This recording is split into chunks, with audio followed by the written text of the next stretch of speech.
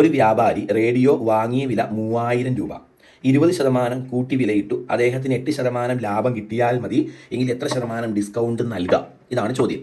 മക്കളെ, ഈ ചോദ്യം ചെയ്യുന്നതിന് സത്യം പറഞ്ഞാൽ ഈ ആദ്യത്തെ ഭാഗത്തിൻ്റെ ആവശ്യമില്ല. അതില്ലാതെ തന്നെ ചോദ്യം ചെയ്യാം. 20% വില കൂട്ടിയിട്ടു, 20% വില കൂട്ടിയിട്ടു, 8% ലാഭം കിട്ടാൻ എത്ര ശതമാനം ഡിസ്കൗണ്ട് അനുവദിക്കണം എന്നതാണ് ചോദ്യം. അതിന് ആദ്യത്തെ ഭാഗത്തിൻ്റെ ആവശ്യമില്ല ചെയ്യാൻ. ഞാൻ ചെയ്യുന്ന മെത്തേഡ് ശ്രദ്ധിച്ച് കേട്ടോണം. ഞാൻ കോസ്റ്റ് പ്രൈസ് 100 രൂപ വിലയുള്ള ഒരു സാധനം വാങ്ങി. 100 രൂപ കോസ്റ്റ് പ്രൈസ് ആയിട്ട് അസ്യൂം ചെയ്തു.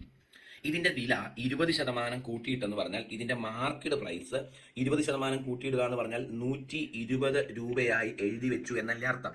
അപ്പോൾ ഈ കണക്ക് ചെയ്യാൻ ഞാൻ പറഞ്ഞു ആദ്യത്തെ വിലയുടെ ആവശ്യമില്ല. അതില്ലാതെ രണ്ടാമത്തെ ഭാഗം ഉപയോഗിച്ച് ഉത്തരം കണ്ടുപിടിക്കാവുന്നേ ഉള്ളൂ. ഞാൻ കോസ്റ്റ് പ്രൈസ് 100 രൂപ എന്ന് അസ്യൂം ചെയ്തു.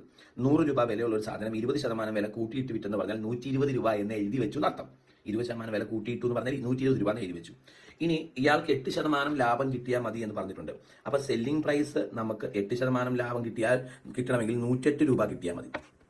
എങ്കിൽ എത്ര ശതമാനം ഡിസ്കൗണ്ട് അനുവദിച്ച് വിൽക്കണം എന്നാണ് ചോദ്യം. അപ്പം 100 രൂപ കോസ്റ്റ് പ്രൈസ് ഉള്ള സാധനം എടുത്തു.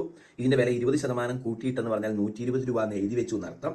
കച്ചവടത്തിൽ 8% ലാഭം കിട്ടിയാൽ മതി എന്ന് പറഞ്ഞാൽ 108 രൂപ വിൽക്കുമ്പോൾ കിട്ടിയാൽ മതി എന്നർത്ഥം. അപ്പോൾ എത്ര രൂപ ഡിസ്കൗണ്ട് കൊടുക്കണം എന്ന് കണ്ടുപിടിക്കാം. 12 രൂപ ഡിസ്കൗണ്ട് കൊടുത്താൽ മതി അല്ലേ? ഇനി എത്ര രൂപ ഡിസ്കൗണ്ട് കൊടുക്കണം എന്നല്ല, എത്ര ശതമാനം ഡിസ്കൗണ്ട് കൊടുക്കണം എന്നാണ് ചോദ്യം. അപ്പോൾ ഡിസ്കൗണ്ട് പെർസെൻറ്റേജ് ആണ് കണ്ടുപിടിക്കേണ്ടത് അല്ലേ? 12 രൂപയല്ലേ ഡിസ്കൗണ്ട് കൊടുക്കണ്ടേ? അത് കൊടുക്കുന്നത് 120 രൂപയിൽ നിന്നല്ലേ? അപ്പോൾ 12 രൂപ 120 രൂപയുടെ എത്ര ശതമാനമാണെന്ന് നോക്കണം. ഇത് വിധം വെട്ടിപ്പോയി 10 ആൻസർ 10% എന്ന ആൻസർ കിട്ടും. അതായത് 20% വില കൂട്ടിയിട്ടിട്ട് 10% ഡിസ്കൗണ്ട് അനുവദിച്ച് വിറ്റാൽ ആ കച്ചവടത്തിൽ നിങ്ങൾക്ക് 8% ലാഭം കിട്ടും. ഇത്ര ഉള്ളി ചോദ്യം. ഒന്നുകൂടെ പറയട്ടെ ഞാൻ. ഓക്കെ, ഒരു വ്യാപാരി റേഡിയോ വാങ്ങിയ വില 3000. ഓക്കെ, 20% വില കൂട്ടിയിട്ടു, 8% ലാഭം കിട്ടാൻ എത്ര ശതമാനം ഡിസ്കൗണ്ട് അനുവദിച്ച് വിൽക്കണം എന്നാണ്. അപ്പോൾ 3000 എടുത്ത് ചെയ്യാൻ പോയാൽ ബുദ്ധിമുട്ട് വരും നമുക്ക്. അതിലും ഭേദം ഞാൻ അതങ്ങ് ഒഴിവാക്കി. ഓക്കെ, ഞാൻ കോസ്റ്റ് പ്രൈസ് 100 രൂപ എന്ന് എടുത്തു.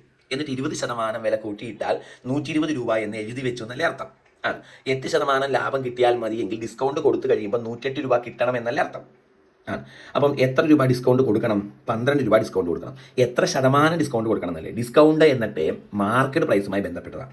12 രൂപ കുറച്ച് കൊടുക്കുന്നത് മാർക്കറ്റ് പ്രൈസിൽ നിന്നാണ്. അപ്പോൾ എത്ര ശതമാനം ഡിസ്കൗണ്ട് കൊടുത്തു എന്ന് ചോദിച്ചാൽ 12 രൂപ മാർക്കറ്റ് പ്രൈസിൻ്റെ എത്ര ശതമാനമാണെന്ന് നോക്കണം. സോ 12/120 × 100 എന്ന് വരും. ആൻസർ 10% എന്ന് കിട്ടും.